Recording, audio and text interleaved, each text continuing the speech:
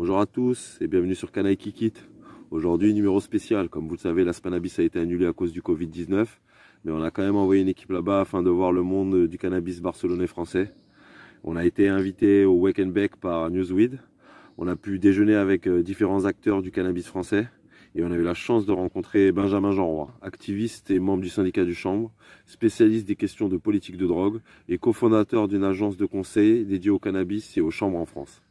On a pu lui poser différentes questions afin de savoir ce qui se passe en France, car vous savez, l'industrie du cannabis regorge de Français. Et beaucoup de Français aimeraient savoir quand et comment et dans quelles conditions on va pouvoir travailler dans les années qui viennent. On s'est arrêté bien sûr au Firehouse. On voulait vous faire une description de leur carte, mais on n'a pas pu. Les sociaux ont tous fermé l'un après l'autre à cause du Covid. Mais ce n'est que partie remise, car on est toujours bien accueillis au Firehouse. On vous fera un numéro spécial. Je vous laisse tout de suite avec l'interview de Benjamin Jeanroy, avec l'excellent Yanis, et on se rejoint après.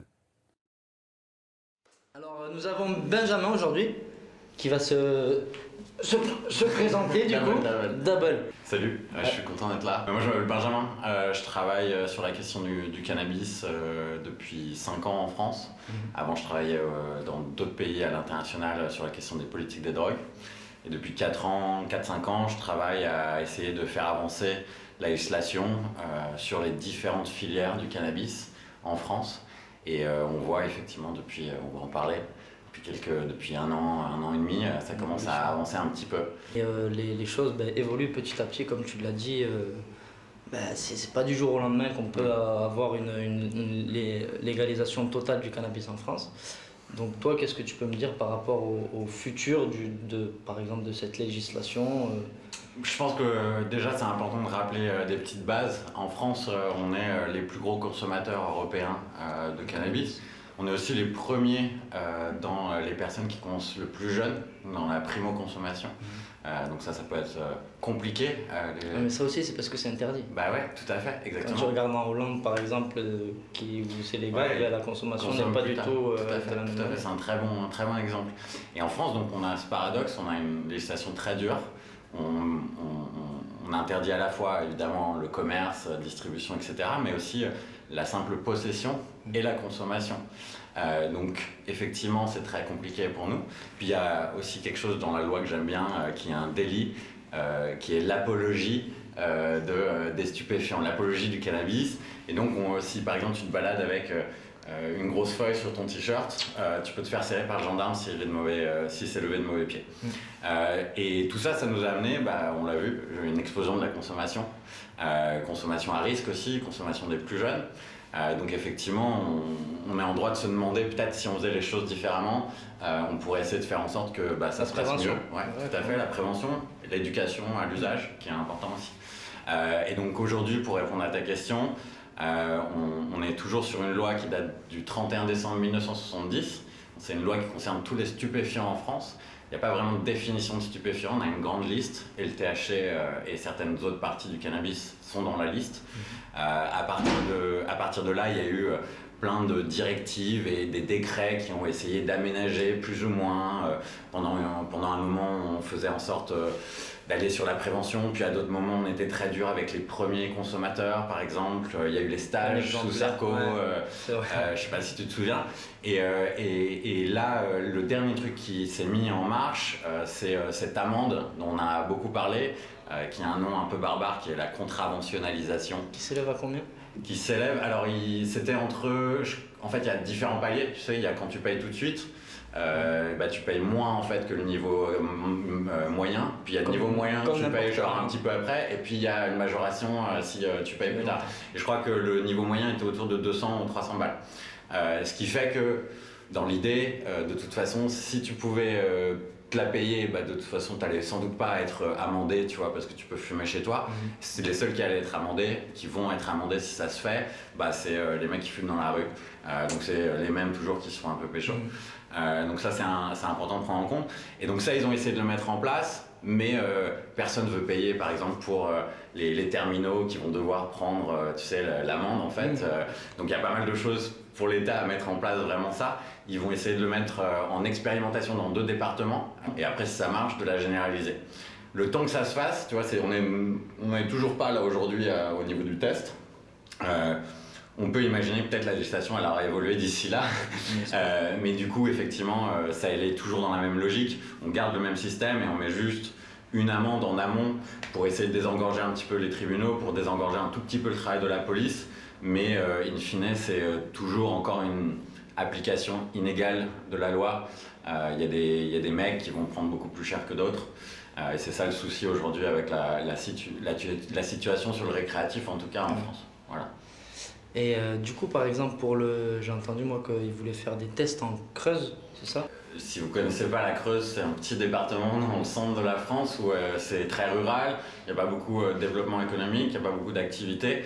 Et donc ils essayent de trouver par beaucoup de moyens comment attirer des gens et comment faire rester des gens aussi dans le territoire.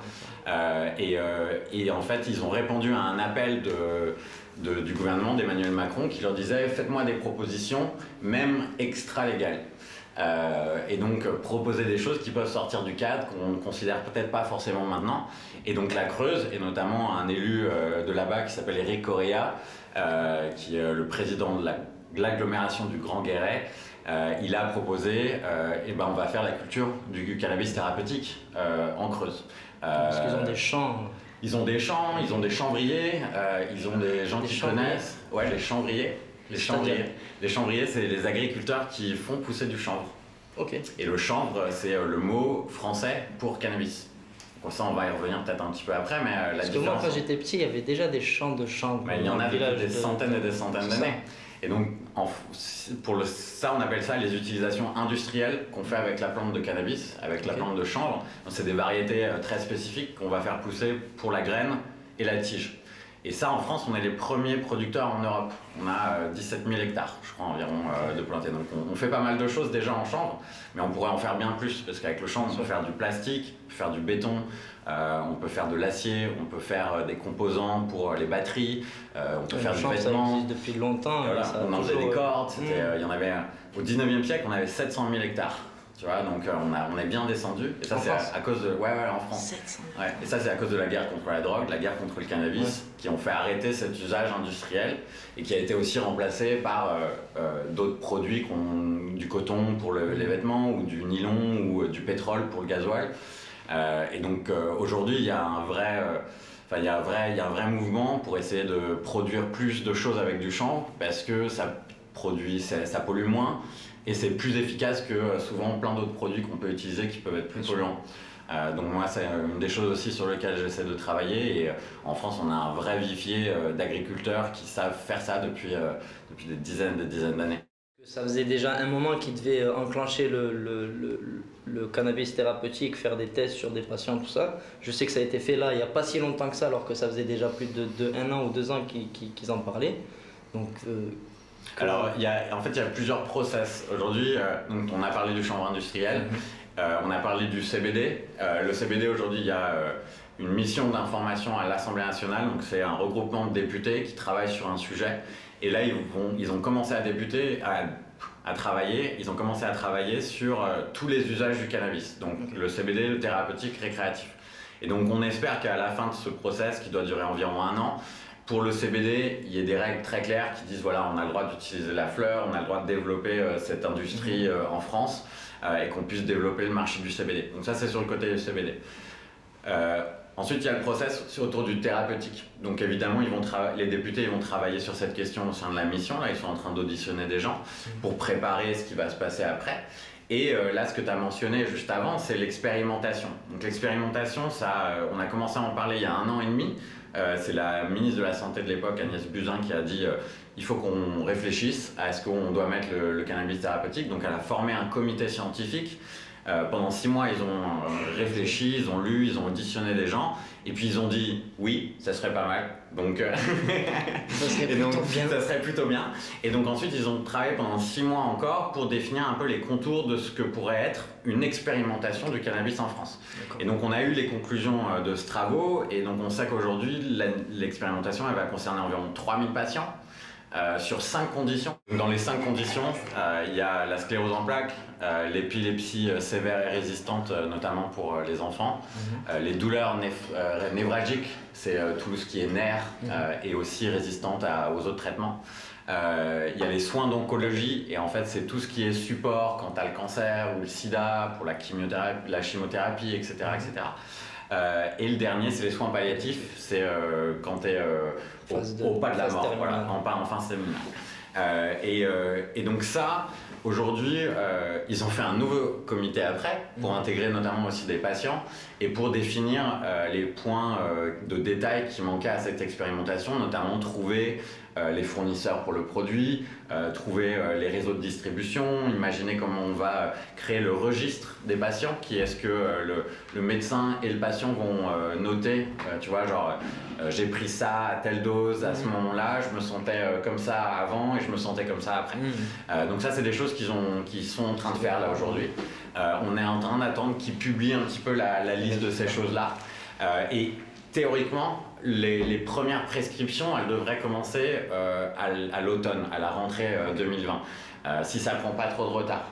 On espère et on pense que ça ne va pas prendre trop de retard, parce que l'ANSM en fait l'ANSM, pardon, c'est l'agence de santé du médicament qui s'occupe en fait de l'expérimentation. Ils font un travail assez solide, donc ça prend du temps, mais en fait c'est parce que dans leur tête, ils veulent que tout se passe bien pendant l'expérimentation pour qu'ensuite on puisse généraliser en fait. Et c'est pour ça qu'il y a aussi peu de patients en fait, parce que 3000 patients c'est rien du tout. Potentiellement il y aurait entre 3 millions et 20 millions de patients, tu vois, pour le cannabis thérapeutique en France.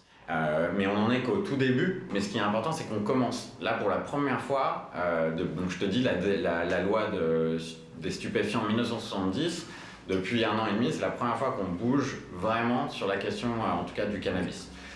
Donc ça c'est sur le cannabis thérapeutique, et donc ça doit durer entre 18 et 24 mois. Et potentiellement, si notamment les députés qui travaillent sur la question, ils disent bah nous on veut généraliser tout de suite avant la fin de l'expérimentation, bah, ça pourra commencer peut-être plus rapidement. Donc ça c'est ce sur quoi aussi moi je travaille. On a aidé à monter une association qui regroupe des patients et des professionnels de santé pour faire connaître la réalité des patients au grand public, aux élus, à l'administration, mais aussi aux médecins. Et les médecins, souvent, alors il y en a certains qui vont être très conservateurs, qui vont dire bah, ça me va pas du tout, moi je pense que c'est une drogue, il faut pas que vous en preniez. Mais il y en a beaucoup qui pourraient être intéressés, mais c'est juste qu'ils connaissent rien du tout au sujet. Et en fait, quand tu es médecin et que tu prescris quelque chose, tu t'engages ta responsabilité, tu vois. Donc tu dis, moi je te donne 2 tramadol, parce que je sais ce que ça vaut, je prends en compte les risques et je considère que si tu le prends pendant 1 semaine, pendant 2 fois par jour, ça va aller. Par contre, s'il ne sait pas du tout comment ça fonctionne le cannabis, et tout ce qu'il sait, c'est qu'on lui a dit le cannabis c'est mal, c'est une drogue et ça fait du mal aux gens. Et donc clairement, il faut qu'on les éduque. Et donc ça passe par faire passer la voix des patients qui vont leur expliquer ça, et puis qu'ils puissent discuter ensemble les uns avec les autres. Donc ça c'est tout ce qui se passe aujourd'hui en France, et on avance donc à la fois sur le CBD, à la fois sur le cannabis thérapeutique. Et tu m'as dit que tu avais monté une association pour montrer aux médecins comment les patients avaient besoin du cannabis thérapeutique. À la fois aux médecins, mais aussi au grand public, et surtout à ceux qui prennent les décisions dans l'administration, les élus aussi. Parce que quand tu les mets en face d'une personne qui te dit bah voilà, moi je faisais 200 crises par jour et puis maintenant j'en ai plus que 2 par jour, ou c'est ce qui se passe avec mon enfant. C'est des choses qui ont beaucoup été utilisées aux États-Unis, et c'est vrai que en fait ça permet aux gens qui ont un a priori un peu idéologique sur la question de se dire ah ouais, en fait peut-être que je me suis trompé. Ça marche même parmi les plus conservateurs des élus parfois, tu vois. Et donc c'est un pouvoir très fort, ce pouvoir, la voix des patients, la réalité des patients.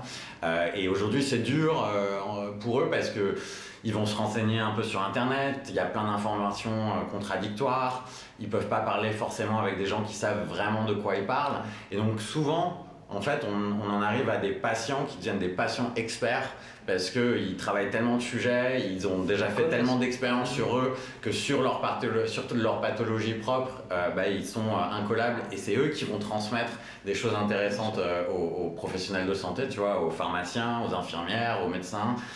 Donc ça c'est un peu ce qu'on essaie de faire, créer un point de ralliement pour des gens qui souvent se sentent très seuls, parce qu'ils sont en face d'une maladie, ils ont essayé tout et leur possible, Et c'est pour ça qu'ils sont venus au cannabis. C'est souvent. grâce au cannabis. Voilà, et ensuite, ils se sentent mieux, mais ils sont dans un truc illégal, ils sont considérés comme des délinquants. Et tu vois, ça, c'est inacceptable. Et demain, si le cannabis thérapeutique il est légalisé en France pour tout le monde, la question, par exemple, des gens qui font pousser chez eux ou la question des ce qu'on appelle les clubs compassionnels, là où des malades peuvent se rassembler pour ensuite partager le fruit de la production du club, ça, on pourrait imaginer que ça se mette en place. Moi, je l'espère parce que ça permettra aussi à des patients d'accéder à des produits moins chers. Parce que parfois un patient il a besoin d'une variété tellement spécifique, d'une meilleure qualité. Ouais, Parce qu'il y aura un cadre déjà un peu mieux. Alors ça c'est si la meilleure qualité pour moi elle peut être dans le marché légal s'il y a un marché du thérapeutique qui est ouvert et qui est accessible à tout le monde. La question c'est est-ce qu'il va être remboursé ou pas. Et la deuxième question c'est est-ce que les produits dont j'ai besoin ils existent sur le marché, est-ce qu'ils sont produits par les entreprises. Dans beaucoup de cas, c'est pas forcément le cas. Quelqu'un, il va très bien réagir le matin, il a besoin de gouttes de telle variété avec telle concentration de cannabinoïdes et de terpènes, etc. D'une, il va pas la trouver normalement sur le marché, et de deux, s'il la trouve, ça sera peut-être pas remboursé et ça va coûter peut-être une fortune. Donc ça, c'est intéressant d'aller voir sur ça, parce que dans 1, 2, 3 ans, il y a des gens qui vont continuer à aller devant les tribunaux parce qu'ils se soignent et qu'ils font produire. Et ça sera beaucoup plus difficile de les mettre en prison alors qu'on a légalisé le cannabis thérapeutique. Pardon. Et donc, moi, c'est une des choses aussi sur lesquelles on veut éveiller les consciences. C'est possible aujourd'hui pour un patient de reprendre sa vie en main grâce au cannabis. Et c'est ce qu'on veut essayer de faire comprendre aux gens et aux personnes qui vont décider des lois bientôt. Mais ce qui est intéressant, je le vois avec mes discussions au niveau politique, mais aussi avec des gens dans ma famille ou des amis d'amis. Il y a tout le monde qui connaît quelqu'un qui connaît directement ou indirectement qui s'est fait soigner grâce au cannabis en fait. Et ça a un pouvoir de dédiabolisation qui est genre incroyable. Du coup, j'ai une petite question. Par exemple, si je suis un agriculteur et que je veux me lancer dans le cannabis thérapeutique, comment ça se passe ? Alors c'est un peu ce dont on parlait tout à l'heure avec la Creuse. Les conditions en fait, de production pour le thérapeutique, c'est des choses où ça demande beaucoup d'investissement. Tu vois, il faut créer des laboratoires, c'est de la salle blanche. C'est possible en France. Aujourd'hui, on n'en a pas les capacités. On ne peut pas produire tout de suite du cannabis thérapeutique. Ce que je fais, avec beaucoup d'agriculteurs avec qui on travaille, souvent en fait, ils comprennent que le meilleur marché aujourd'hui pour avancer aujourd'hui sur cette question, c'est le CBD et le chanvre bien-être. C'est beaucoup plus simple à mettre en place, la régulation elle est beaucoup moins lourde, on ne parle pas de médicaments, on parle de choses qui sont là pour améliorer le confort de vie. Et aujourd'hui sur le CBD, l'idée c'est vraiment de créer de la valeur en France, que les agriculteurs ils puissent produire ici, qu'on puisse extraire le CBD ici, qu'on puisse construire des produits et avoir des belles marques françaises qui puissent rayonner un peu dans le monde entier, quoi. Parce que toutes les marques de CBD en France se font livrer leurs fleurs de CBD, que ce soit d'Italie, de Suisse. Il y a des situations absurdes. La plupart, en fait, en France, ils se font importer de l'isolat de CBD, des cristaux, pour être vraiment sûr, parce qu'il y a une interprétation de la loi qui dit qu'en fait, tu n'as même pas le droit d'avoir 0,2% de THC dans les produits finis. Okay. Ils disent que c'est que dans la plante. Donc une fois que c'est extrait de la plante, normalement, tu as le droit de mettre que de l'isolat. Pour les fleurs, c'est beaucoup de l'importation d'Italie, de République tchèque, de Suisse, voilà, on les connaît. Mais pour les produits à base de CBD, effectivement, soit ils se font importer l'isolat, soit ils se font importer des produits en marque blanche et après ils font leur propre marque. Mais le problème, c'est que voilà, on ne peut pas extraire le CBD en France. Donc ça, c'est un peu ce que les gens peuvent faire dans le sujet. Moi, je conseille à toutes les personnes qui nous regardent, qui ont envie de se lancer dedans, d'aller regarder les acteurs qui travaillent sur cette question et qui représentent l'industrie aujourd'hui en France. Aujourd'hui, il y a le syndicat du chanvre, syndicat professionnel, pardon, on va reprendre. Aujourd'hui, il y a le syndicat professionnel du chanvre qui rassemble les acteurs économiques du champ bien-être et du cannabis médical qui travaillent à représenter les intérêts de la filière et qui sont là pour aider aussi les acteurs qui souhaitent se lancer. Ils font un travail exceptionnel et donc moi je conseille aller les voir sur leur site, c'est syndicatduchanvre.org et donc c'est un très bon point d'attention pour les gens qui ont envie de se mettre là dans le monde professionnel du cannabis et du chanvre. Du coup, pour le cannabis récréatif, parce qu'on a parlé là du cannabis thérapeutique, on va parler maintenant du cannabis récréatif, parce que par exemple, pour nous deux, c'est pas du cannabis thérapeutique qu'on a besoin, c'est plus du cannabis récréatif.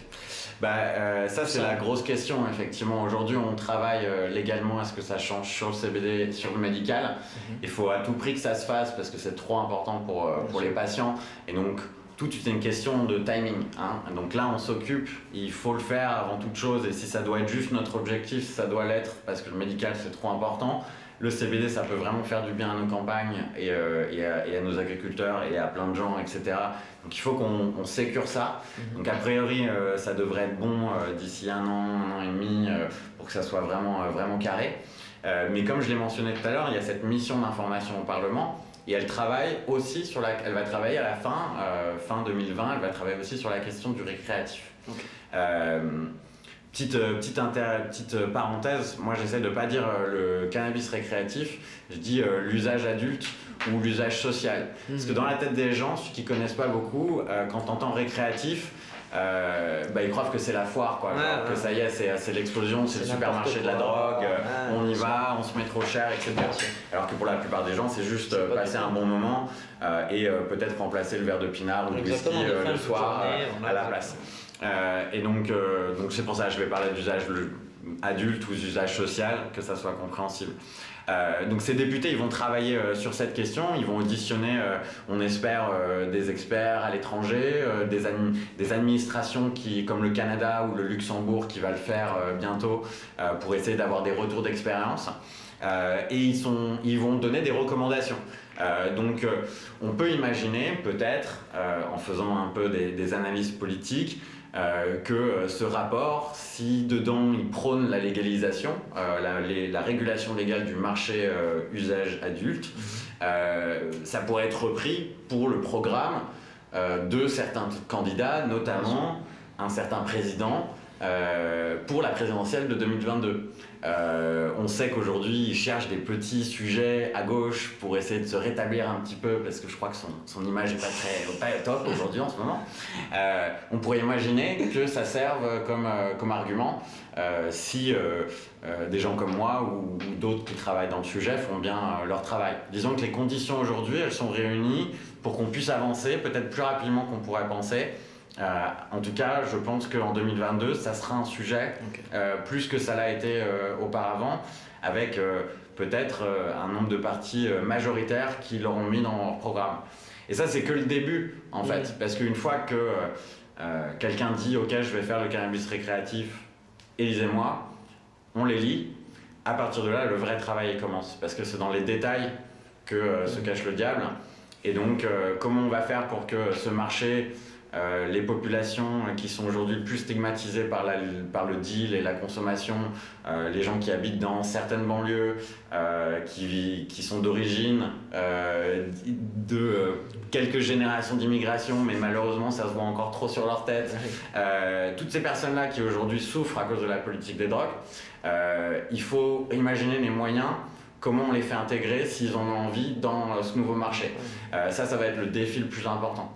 Puis ensuite, ça va être comment on éduque les gens, comment on fait en sorte qu'ils consomment le plus tard possible, parce que potentiellement ça peut être nocif avant la fin de la croissance du cerveau. Donc toutes ces choses-là, on va devoir y penser.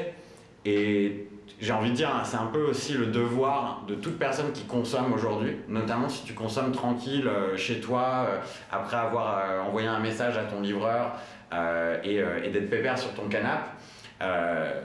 Toutes ces personnes-là, on a un petit devoir d'essayer de faire notre petit chemin pour faire en sorte que les choses avancent et avancent bien. Aujourd'hui, il y a tellement de personnes aujourd'hui qui consomment en France. Pourtant, il y a tellement peu de personnes qui sont impliquées pour faire en sorte que ça se passe bien. Il y a un paradoxe. Et souvent, c'est parce que pour la grande majorité des gens, ça se passe bien. C'est comme si, en fait, c'était une décriminalisation de fait. Ça veut dire que dans les faits, t'es pas emmerdé parce que tu vas consommer chez toi, tu as les moyens d'acheter et que tu as des menus maintenant sur Instagram et que tu peux envoyer un texto et te faire livrer dans la demi-heure. Pour ces personnes, c'est environ 81% des consommateurs. Aujourd'hui, la situation, elle pourrait rester comme ça. Et c'est ça, l'inégalité de la loi. Parce qu'elle va toucher les 20 derniers pourcents, qui sont souvent des mecs, blacks ou rebeux, qui habitent dans certaines banlieues économiquement défavorisées. S'ils ont tendance à porter trop de jogging, ils vont se faire contrôler dans la rue, ils vont pas pouvoir consommer chez eux. En plus, ils vont pas forcément avoir les moyens d'acheter des bons produits. Donc ils sont discriminés à tous les étages et c'est sur eux qu'il faut qu'on se focalise pour faire une nouvelle loi qui soit équitable. Donc c'est un peu là où on en est sur le récréatif. Ce sera le plus gros challenge. Ça sera pour moi le plus gros challenge. Le deuxième, c'est la prévention. Et c'est par exemple apprendre aux gens à mieux consommer. Aujourd'hui, comme tu l'as dit tout à l'heure avant qu'on parte, on consomme très jeune en France. Tu as commencé à quel âge? Moi j'ai grandi au Maroc, du coup c'était la source. Tu vois. J'avoue, t'étais encore plus proche quoi, donc c'est un peu chaud. Mais tout à l'heure on le demandait, ça tourne autour des 13-15 ans. Après le premier c'était à peu près ça. Et 13 ans, 12 ans. Moi j'ai commencé un peu plus tard, je crois vers 16 ans, 16-17. Mais tu commences toujours de la même façon, ça va être avec du vieux shit. Bon, toi t'avais du bon shit. Mais ensuite ça va être mélangé avec du tabac dans un joint où il y a la combustion, donc qui est très nocif pour toi. Et puis souvent tu vas être dans une teuf et tu vas t'enfiler un litre de pétard de pinard rouge et tu vas dégueuler dans les shots. On l'a tous fait celle-là. En tout cas moi perso je l'ai fait quelques fois. En fait quand le marché devient légal, il y a toute une gamme de produits de nouvelle consommation qui apparaissent. Moi il y a un truc que j'adore qui est là, je fais un peu de pub, je ne tiens pas de part, mais c'est un petit vapeau que j'adore. D'ailleurs, on l'a goûté tout à l'heure, c'est pas mal. Qui s'appelle le Crater. Et typiquement, le vapeau, il y a plein de marques différentes, vous connaissez sûrement. Ça permet qu'il n'y ait pas de combustion. Donc déjà, c'est bien meilleur, tu n'inhales pas de la fumée, tu inhales de la vaporisation, de l'air, de l'eau. Et ensuite, il n'y a pas de tabac. Ce qui est en fait la chose la plus toxique dans le joint en fait, c'est ça. T'as pas l'addiction à la nicotine et toutes les merdes qu'ils mettent dans les cigarettes. Mais on le voit aujourd'hui à Barcelone, il y a plein de produits différents dans les clubs et ça c'est lié à la légalité du marché. Parce que tu prends on peut les consommer dans différentes choses, ils ont des... Ouais, il y a plein, t'as du choix en fait. Voilà, et en fait t'as du choix, pourquoi? Parce que c'est semi-légal à Barcelone. Les clubs sont autorisés, le modèle est pas complètement abouti, mais dans les boutiques, c'est des produits qui sortent d'un marché qui est plus ou moins légal. Je te donne l'exemple de la prohibition de l'alcool aux États-Unis. Ils avaient des speakeasy, c'est bars clandestins. Et là, t'allais dans le bar et tu commandais pas de la bière. Ils avaient pas de bière. Ils avaient du moonshine. Ils avaient du whisky frelaté. Ils avaient des alcools de contrebande, des alcools de fruits, etc. Des trucs qui te tabassent, où t'as pas besoin de rester longtemps pour être complètement fracasse. Et c'est ce que c'est ce que fait la prohibition. C'est des produits plus forts, plus dangereux et plus concentrés. Et ça, on le voit, tu vois, quand on a arrêté l'opium et arrivé l'héroïne, parce que c'était beaucoup plus facile de le prendre. L'opium, ça fait de la fumée, quand tu le consommes, on peut te dénoncer. Avec le cannabis, c'est la même chose. On va avoir des produits dans le marché noir qui sont de plus en plus forts. On met de plus en plus de merde dedans pour les faire grandir, qu'elles pèsent plus, qu'elles aient un meilleur aspect. On met des terpènes synthétiques, pas mal de choses, parce qu'il n'y a pas de contrôle et parce que c'est un peu une course à qui c'est qui fera le produit qui va te mettre un peu trop cher. Moi, si j'ai envie d'une petite bœuf tranquille à 1,1 CBD THC, je vais pas la trouver sur le marché noir, mais je vais la trouver sur un marché. Je veux acheter de la rosine, que je sais aussi vous faites aussi de votre côté, le consommer de la façon la plus propre possible, ça va être ça qui va me faire plaisir. Ça, je peux en avoir que dans les marchés légaux. Donc c'est très dur de passer à d'autres modèles type le Vapo, type les cartridges, etc. quand tu as commencé avec un joint, hein, on kiffe tous Bien sûr, fumer c'est un ça. gros joint, on aime se ressentir ce truc dans la gorge, on aime cette fumée, etc. Et donc c'est plus dur d'essayer de réduire et de passer à d'autres modes de consommation. Donc si vous commencez, si vous voulez consommer un jour, ou si vous avez envie que ça vous fasse moins mal, essayez de regarder les cigarettes électroniques avec des produits, avec des liquides au CBD, et vous avez ensuite toute la panoplie que vous pouvez avoir avec les produits au CBD, avec les fleurs de CBD aussi qui sont pas mal. Moi je connais plein de gens qui fumaient beaucoup des produits de THC qui sont passés complètement à des fleurs CBD. Alors moi perso ça marcherait pas, mais Non, après, sur certaines personnes, c'était ça marche, intéressant. hein, bien sûr. Et puis ensuite, si vous fumez du hash ou de la fleur récréative, n'hésitez pas à moins mettre de tabac ou à substituer avec d'autres plantes. Ne pas en mettre du tout, mais graduel, tu vois. Genre, si tu dis à un mec arrête de mettre du tabac, il va continuer juste à en mettre à balle et il va en mettre plus, tu vois, en fait. Dis-lui de mettre en moins. Petit à Puis ensuite, petit. tu peux passer au vapo. Voilà, c'est un très bon. Ça coûte 70 €. Je l'ai rechargé 2 fois depuis que je l'ai acheté il y a quelques mois, tu vois. Donc c'est top matos, mais il y en a plein d'autres. Voilà. Ouais, c'est comme nous le sublimateur qu'on a sur l'émission.